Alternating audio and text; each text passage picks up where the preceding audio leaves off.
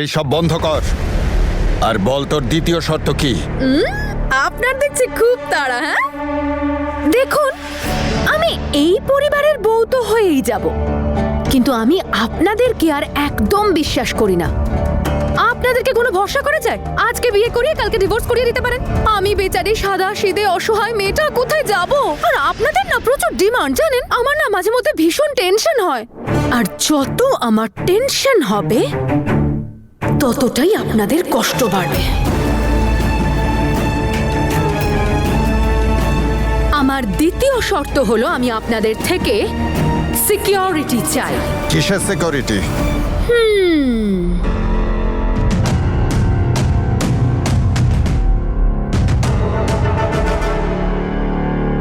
এই বাড়ির অর্ধেক অংশ আমার নামে লিখে দিতে হবে।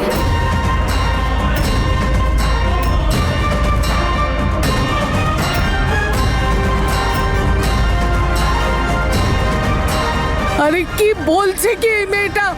ওর মাথা ঠিক আছে তো? তোমার মাথা ঠিক আছে তো? গায়ে হাত দেবে না আমার।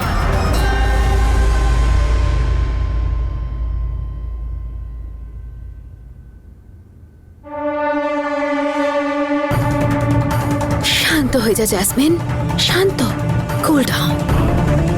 আরে অমৃত, তুমি বোঝাও না তোমার বড় দাদাকে। রাগ স্বাস্থ্যের পক্ষে হানিকারক। রাগও করবে, শরীরটা তোমার খারাপ হবে, কি লাভ হবে? যখন আপনি বললেন আপনি শুধু বীরকেই ভালোবাসেন, আমার জন্য নিজের প্রতি কন্ট্রোল হারিয়ে গেছিল তনু ম্যাডাম। যাই না কেন পাগল হয়ে গেছিলাম। আর আপনার সাথে কি করে বসলাম। প্লিজ আপনি আমাকে সাহায্য করুন। আমি আর কোনো ভুল করতে চাই না। আমি আপনাকে আর বিরক্ত করবো না। আমি আপনার আর বীরের জীবন থেকে দূরে চলে যাব। I promise. আপনি আমাকে অঙ্গদ, আপনি সাবধান নিজেকে। অঙ্গদ, আমি করবো আপনাকে সাহায্য। আপনি একদম ঠিক হয়ে যাবেন, ডোন্ট ওয়ারি।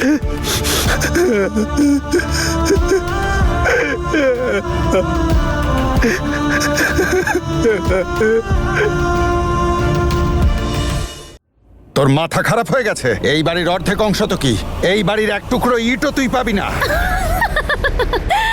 আরে আঙ্কেল, ভাঙা ইট নিয়ে আমি কি করব? কপাল ঠোকার জন্য তো আপনারাই যথেষ্ট। আমি তো এসব শুধুমাত্র অমৃতকে বাঁচানোর জন্য। আরে ঠাম্মি, কি হলো আপনার? একটু জল খান প্লিজ। সরে যাও তুমি, আমার পরিবার শেষ করলো। দেখো, কারোর ভালো করতে নেই, ঠিকই বলে সবাই। দেখতে পাচ্ছ অমৃত? সেই জন্যই বলছি, বোঝাও নিজের বাবাকে যে একটু পুণ্য করুক, না হলে সবাই মিলে বলবে ঠাম্মির হলো কাশি আর নাতির হয়ে গেল ফাঁসি। জ্যাসমিন, তুই চুপ করবি, না হলে আমি। না গো, ও আমাদের সেই জ্যাসমিন নয় যে এক থাপ্পড়ে সব বুঝে যেত। এখন তো ও আমাদের পোড়া কপাল, আমাদের কি থাপ্পড় মারতে এসছে। সামলাও তুমি নিজেকে। ওকে মানুষ করার ক্ষেত্রে আমরা বোধহয় কিছু ভুল করে ফেলেছি, আর সে ভুলটা এত বড়, এই জীবনে হয়তো আমরা সেটা শোধরাতেও পারবো না। এর হয়ে আমি সবার কাছে ক্ষমা চাইছি। আমি ক্ষমা চাইছি দাদা, ক্ষমা করে দে আমায়, আর ক্ষমা করে দে এদের। চলে যায় এখান থেকে, চল। আরে অদ্ভুত ব্যাপার তো। হ্যাঁ, কেউ এসে হাত জোর করে ক্ষমা চেয়ে নিচ্ছে, কেউ পায়ে পড়ে ক্ষমা চেয়ে নিচ্ছে, কেউ আমার পেছনে ঘুরে ঘুরে ক্ষমা চাইছে। আরে কে জানে কোথায় পাওয়া যায় এত বড় মনের মানুষ যারা ক্ষমা করে দেয়। বাট আই এম সরি, আমার মন এত বড় নয়, আর আমি এত মহানও নই যে আমি ক্ষমা করে দেব, আর আমি এত মহান হতেও চাই না। আমি শুধু এখন একটা জিনিসই ভালো বুঝি, আর সেটা হলো প্রতিশোধ।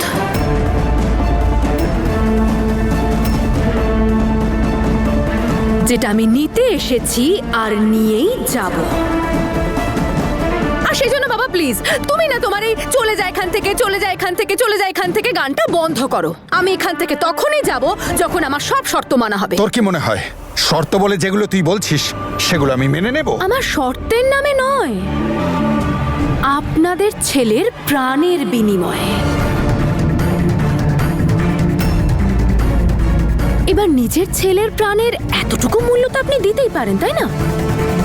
আর শুধু তাই নয়, আপনাকে আমার পায়ে পড়ে আমার সাথে আপনার ছেলের বিয়ের ভিক্ষে চাইতে হবে।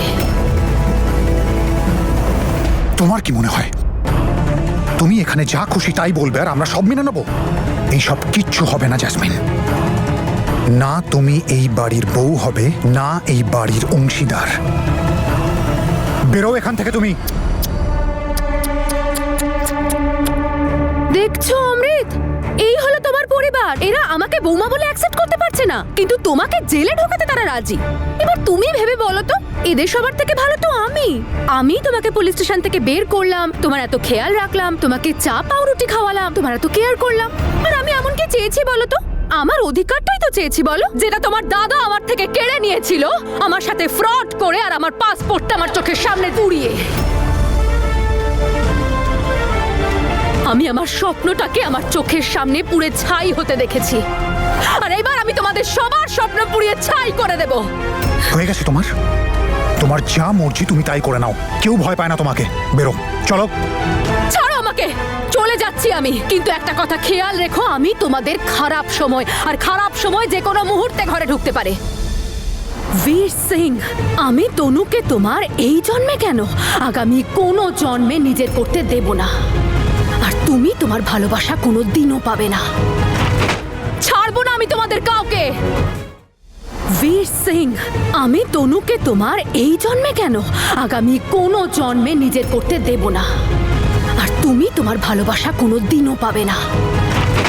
ছাড়বো না আমি তোমাদের কাউকে।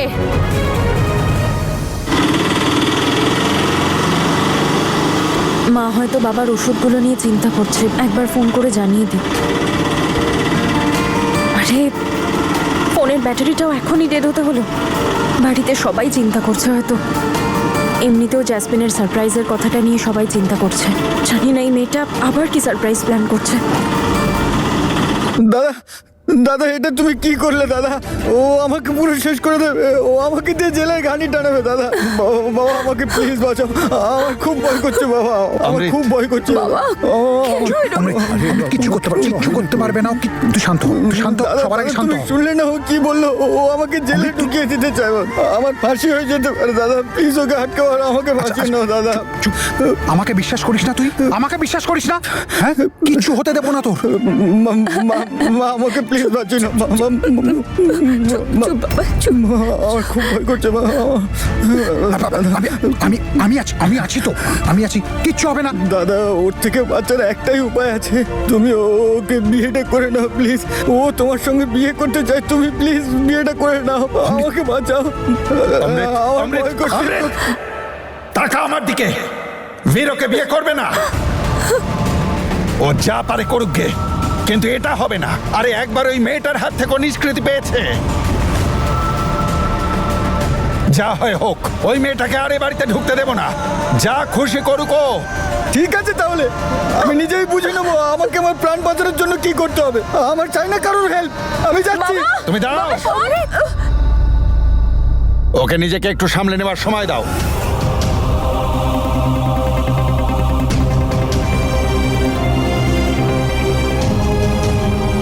প্রথমে একটা ছেলের পেছনে লাগলো, এখন আবার আরেকটা ছেলের। দুটো ছেলেকে শেষ করে দিল এই মেয়েটা।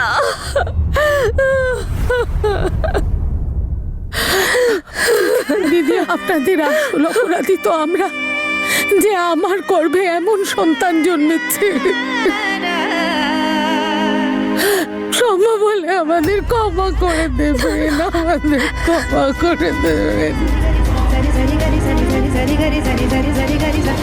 আপনি নিজেকে কেন দোষারোপ করছেন?